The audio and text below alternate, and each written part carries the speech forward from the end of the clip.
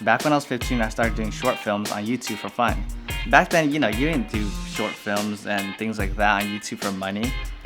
But it was a long summer, we were bored, and I had a camera. And eventually, during the summer, I didn't want to take a retail job at the mall because I just didn't like folding clothes.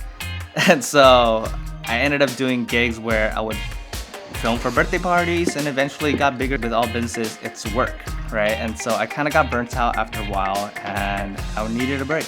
I didn't want to do projects just because it was just like check after check. It's great that we're getting paid for it, but the hobby itself, it just wasn't there anymore. So I lost my interest and I lost my passion. So I gave it up and I threw all my gear away in the trash. Just kidding, I didn't throw my gear away, but I did store it away for about a year or two. Until my partner at the time encouraged me to pick it back up, right? Because if you have a talent for something and if you feel like it's a waste if you don't pursue your passion, right? Because you never know what it can turn into. And so this time was different. I wanted to do something different where I would explore something that I've never done before and challenge myself.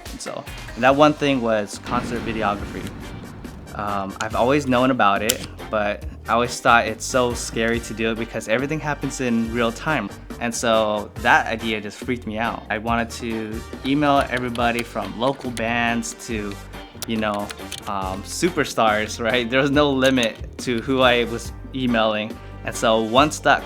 I got an email from a manager that reached out and said, yeah, sure, we'd love some footage, for the show. And so I said, okay, sure. And that person ended up being Tongi. And if you watch American Idol or you're into reggae, you know that Tongi was a recent winner of American Idol. And so that's a huge opportunity, right off the bat. And the saying, fake it till you make it?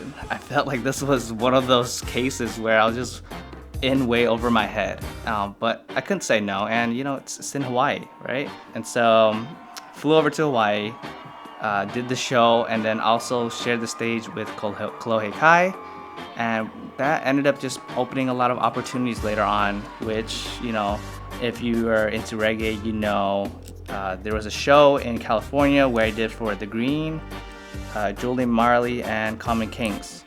And they were all great. Everything went smoothly. I didn't trip over a wire or anything like that on stage, which would be a nightmare.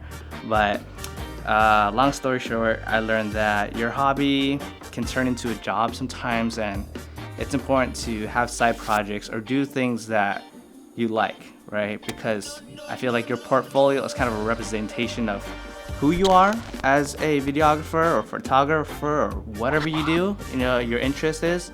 It's kind of representation of you, and if you're not proud of the work you do, it kind of sucks the fun out of everything. So just know, don't always chase the check. Don't say yes to every job. But that's just my advice. That's at least what kept my passion alive, and that's why I've been doing video for over 10 years now, and I still like it.